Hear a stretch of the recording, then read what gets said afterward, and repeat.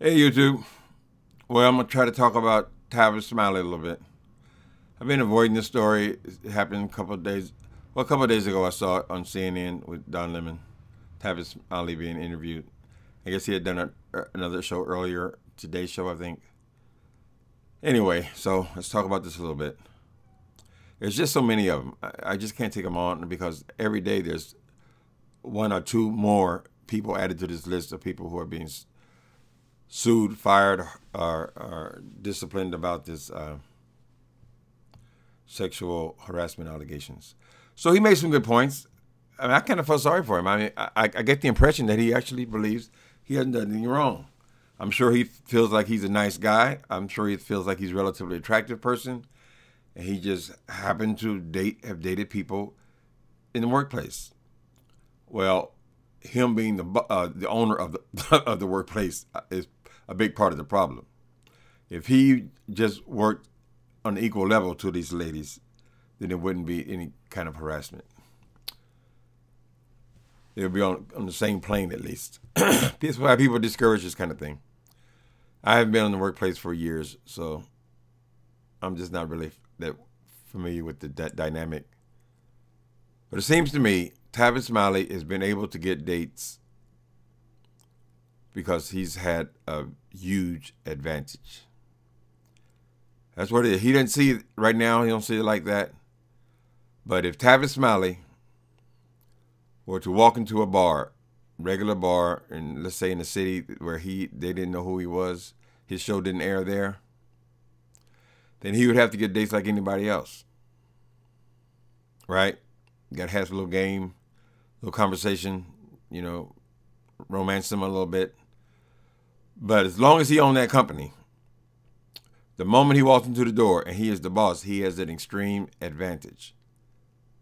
So even though he didn't see it that way, he's taking advantage of that advantage. Right? Or he wouldn't have to continually date people who work for his company. Now, the interview was okay, but I think one thing that stood out for me with this interview with Don Lemon is when Don asked him, how many women were there? Or are there any women in your company you're dating right now? He balked at answering that question. He sidestepped it, talked all around it. He wouldn't say how many.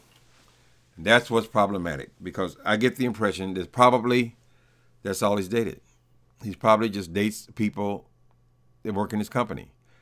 I'd imagine he's probably a person who works a lot. A lot of these guys, I mean, he has, I guess, several different companies wrapped into that one. They probably work constantly. So probably the only people they're really exposed to are the people on the job, and he's made that his feeding ground. So even though I'm not going to be hard on Tavis Smiley, and I do agree with him that you shouldn't conflate that situation with just dating people who work in the same company. That shouldn't be conflated with child molesters, or shouldn't be conflated with rapists, or people who have people on the desk and all this kind of things, taking advantage in that way. In that respect, I believe that the man has got a very, very valid point. And I have a problem with these people being thrown off their jobs immediately. My suspicion is with Matt Lauer and Rose and these people, they know that they were guilty. That's why they didn't fight. They knew that they were guilty, and they knew that they had done a lot more than they were being accused of. I think that's why they don't want to make a huge thing out of it. They just walked away. 30 years in a career, 40 years. Rose might have been 50 years. And they just up and walked away from it. That tells me that they know they're guilty. They've done things that have been totally, totally wrong. And probably there are more cases out there. So they don't want to bring people out of the woodwork. Tavis Smiley doesn't feel like he done anything wrong. But you just have to find another way to date, dude. I mean, maybe it's just insecurity where you feel like you can't just get people under normal circumstances, where you need that advantage in order to date people. Because it's not coincidental that, you wouldn't say the number, so we have to guess that it's a high number of the people that you date or work for you or work under you. Why is that? I mean, you're a big-time executive and so forth. You would think that you would have the means to go places, do things, go on cruises, I don't know. However people date people, I mean, it's always a pain in the ass, right? But you'll be able to do those things with people who are on your level, or at least have nothing to do with your company. But you've been taking it, so that's how you're taking advantage, Tavis, as I'm seeing just with the information I have. You're taking advantage of your privilege. Your privilege is you own the company, and you're taking it, using it to your advantage. So you're right, it's not like those other things. And maybe it shouldn't have been they just dropped you immediately. But I have a feeling PBS is covering their own ass for lawsuits that may follow this. Anyway, so this is the new thing. Accuse somebody sexual immorality or sexual harassment.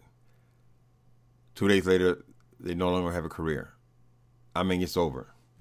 All the scrambling and all the climbing and all the whatever it takes to build a career or get yourself into places of these powerful positions or to own these companies is over. Because someone in the office said he harassed me. That ain't the way it's supposed to be.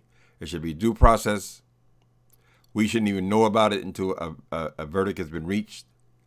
The person's had an opportunity to plead their case as well. You know, and keep it on the down until there is some actual news there. But you guys are rushing into the news, breaking news every day, or every other day. There's breaking news. Somebody else has been fired. This is a period. It's like when you got to straighten up. People have been getting away with this stuff for years, but now they got to pull up their awareness around sexual misconduct and what that is, what that means. But Tavis Smiley, you shouldn't be dating people on the job. Now, you're going to have other problems besides this current thing that's going on. Because at some point, one of these girls that you date is going to be having in mind marriage. She wants to marry your ass, right? And when you don't want to get married, guess what? She could end it all as well. All it takes is just a bad argument or a bad breakup. These people can ruin your lives. So is it worth it? Is it worth it to date somebody? I don't think Tavis Smiley is trying to find a wife or anything like that. He brought up examples of where people have met their wives and things. And that's the part I thought was kind of sad. It's that, well, hell, it sounds like this is the only way he feels like he can get women. Or he has time to get women or to pursue women. It's an unfair advantage, Tavis Smiley. That's all, maybe in your case, that's all it comes down to. Maybe you shouldn't lose your career over it. But it is an unfair advantage. There are lots of beautiful women and all kinds of careers outside of the workplace. That don't mean they can't work. They just can't work for you. All right, that's my opinion. I know y'all saying, oh, God damn, she got another opinion? You got an opinion on everything? Well, what else do you do on here? It's commentary, right? So I'm commenting.